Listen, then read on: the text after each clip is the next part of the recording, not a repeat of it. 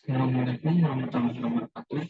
Saya Sultan Rafi Aulia dari jurusan Sistem Informasi Universitas Mercubuana Menteng. Saya akan mempresentasikan mata kuliah dasar keamanan komputer yang berjudul Keamanan Komunikasi dengan Email.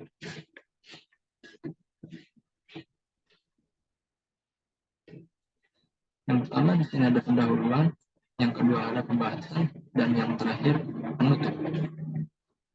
Yang kedua, latar belakang. Email tidak hanya sebagai metode komunikasi yang paling aman.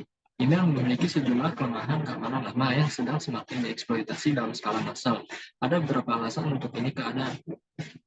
Email digunakan antara individu dan juga dalam volume yang lebih besar, bahkan untuk komunikasi organisasi terakhir meliputi kebutuhan tambahan seperti berbagi tanggung jawab antara organisasi dan orang, alur kerja formal dengan dokumen terstruktur, dokumen rilis dan kebijakan retensi, lintas organisasi poin akhir dan pihak ketiga layanan verifikasi.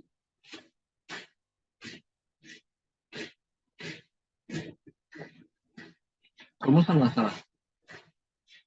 Di sini terdapat 4 rumusan masalah. Yang pertama, bagaimana cara komunikasi menggunakan email.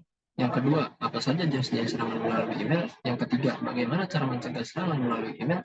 Dan yang keempat, apa saja hal-hal yang harus diketahui saat menggunakan email. Tujuan penulisan. Tujuan dari penulisan makalah ini yaitu dapat mengetahui bagaimana berkomunikasi menggunakan email, berbagai macam serangan melalui email, dan bagaimana cara untuk menghadapi serangan melalui email di zaman ini. Pembahasan. Pengertian, email adalah salah satu layanan yang penting yang ada di internet. Saat orang membahas tentang internet untuk pemula, maka fitur awal yang akan dibahas adalah fitur email, karena salah satu penyambal email sangat bermanfaat saat itu, karena biasanya orang-orang mengirimkan surat secara tradisional dengan konsekuensi yang sangat lama penyampaiannya, apalagi menunggu balasannya. Layanan email juga menjadi penting dalam hal pengamanannya. Kenapa? Bayangkan saja misal ada seorang direktur yang akun emailnya dihack oleh seorang yang iseng, kemudian menanggalkan kontrak kerja yang bernilai ratusan juta dolar. Beberapa contoh email service yang sekarang berada di posisi atas adalah yahoo.com dan google.com. Cara menggunakan komunikasi dengan email. PGP adalah suatu metode enkripsi informasi yang bersifat rahasia sehingga jangan sampai diketahui oleh orang lain yang tidak berhak. Informasi ini bias berupa email yang sifatnya rahasia, nomor kartu kredit, atau pengiriman dokumen rahasia perusahaan melalui internet. PGP menggunakan metode kriptografi yang disebut public key encryption, yaitu suatu metode kriptografi yang sangat sophisticated. Adapun prinsip kerja dari PGP adalah sebagai berikut. Yang pertama, PGP menggunakan teknik yang disebut public key encryption dengan dua kode. Yang kedua, ketika dibuat satu kunci, maka secara otomatis akan dihasilkan sepanjang kunci, yaitu kunci publik dan kunci rahasia. Yang ketiga, PGP menggunakan dua kunci. Pertama, kunci untuk proses enkripsi kunci publik. Dan yang keempat, dengan konvensional kripto, di saat terjadi transfer informasi kunci, diperlukan satu secure channel.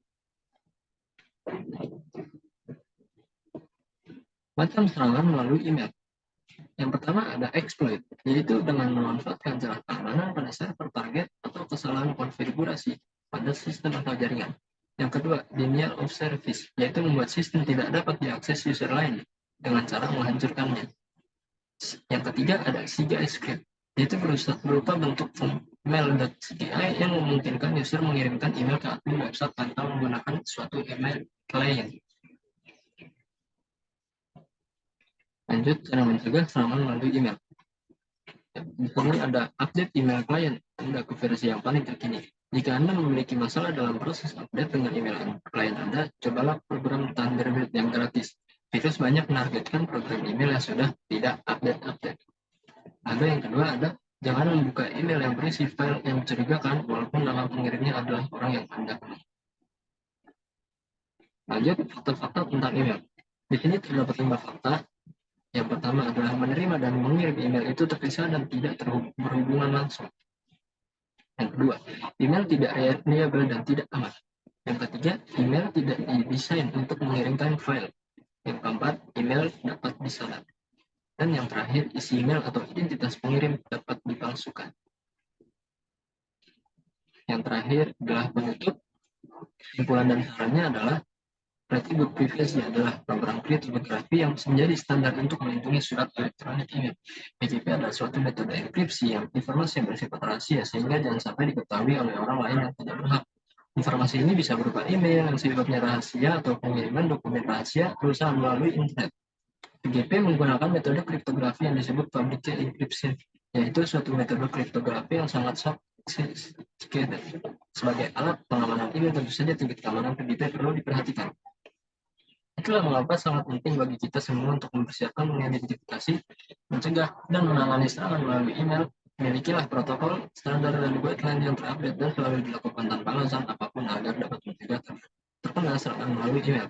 Kalau tidak dijalankan dengan baik, dampak dan kerugian yang diterima akan sangat besar, dan juga tentunya agar terhindar dari hal-hal yang tidak diinginkan.